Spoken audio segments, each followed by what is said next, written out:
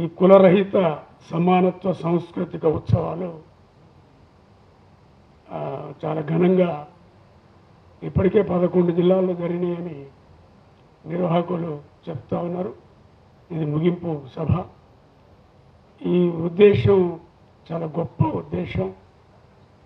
ఈ ఉద్దేశం అమలు జరగడం కోసం కేవీపీఎస్ చేస్తున్నటువంటి కృషి మరింత ముందుకెళ్ళాలని నేను మనసారా కోరుకుంటున్నా.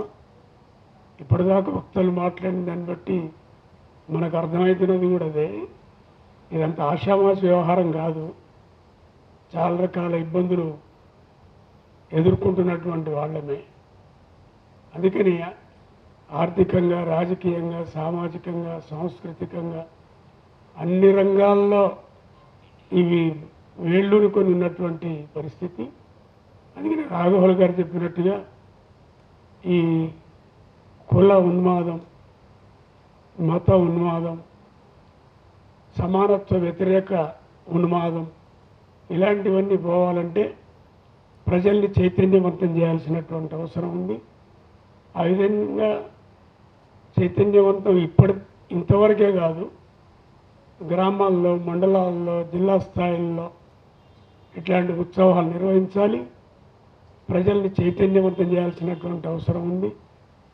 అదేవిధంగా కులాంతర వివాహాలు, మతాంతర వివాహాలు చేసుకున్నటువంటి వాళ్ళకి ప్రభుత్వం రక్షణ కల్పించాల్సినటువంటి అవసరం కూడా ఉన్నది. ఆ విధమైనటువంటి ఒత్తిడిని ప్రభుత్వాన్ని తీసుకురావాలి. కులాంతర, మతాంతర వివాహాలు చేసుకున్న వాళ్ళు చాలా రకాల ఇబ్బందులు ఎదుర్కొంటున్నారు. అది సమాజంలో చిన్నచూపు, ప్రభుత్వంలో చిన్నచూపు, అన్ని రకాలుగా వాళ్ళు ఫేస్ చేస్తున్నటువంటి పరిస్థితి కొనసాగుతూ ఉంది.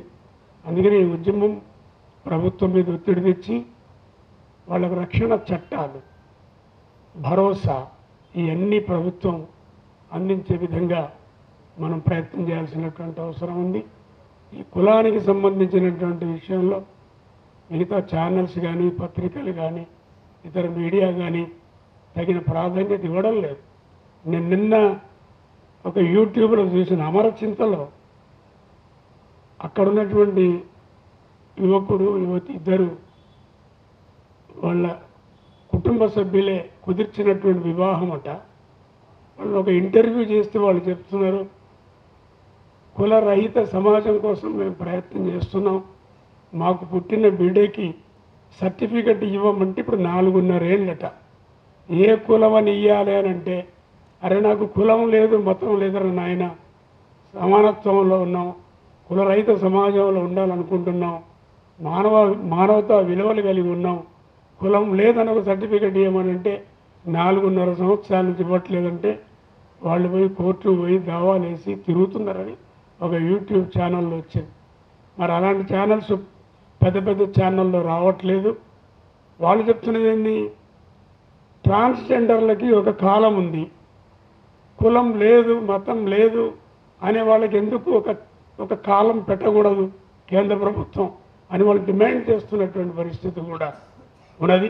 ఇప్పుడు యాసయ్య గారు చెప్తున్నాడు, తెలంగాణలో 3 లక్షల మంది, 12 లక్షల మంది కులం మతం లేదు అని సమగ్ర కులగణంలో వాళ్ళు రాసుకున్నారని, అదేవిధంగా దేశంలో 28 లక్షల మంది అట్లా రాసుకున్నారని.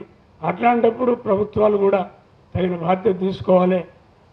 దానికి కావాల్సినటువంటి ఒక అంశాన్ని కులగణంలో పెడితే ఎక్కువ ఉపయోగం జరిగేటువంటి అవకాశం కూడా ఉంది.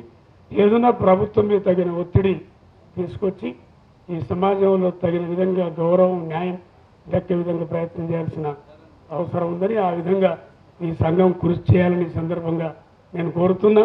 అంతేకాదు మనందరం కూడా ఎంకరేజ్ చేయాలి. ఉదాహరణకి నేను మా కుటుంబంలో 2 ఇంటర్ క్యాస్ట్ మ్యారేజ్ జరిగినాయి, 5 పూలదండల పెళ్ళిళ్ళు చేసిన మా ఇంట్లో 5 పూలదండల పెళ్ళిళ్ళు, 2 ఇంటర్ క్యాస్ట్ మ్యారేజ్. అందుకని మనం కూడా ఎంకరేజ్ చేయాలి. ఆ విధంగా ఉపన్యాసాలు ఇచ్చిపోవటం కాదు, మనం తగిన విధంగా ఎంకరేజ్ చేస్తే ఉపయోగపడుతుందని సందర్భంగా తెలియజేస్తూ సెలవు తీసుకుంటాం. సీతారాములు గారికి ధన్యవాదాలు. ఇప్పుడే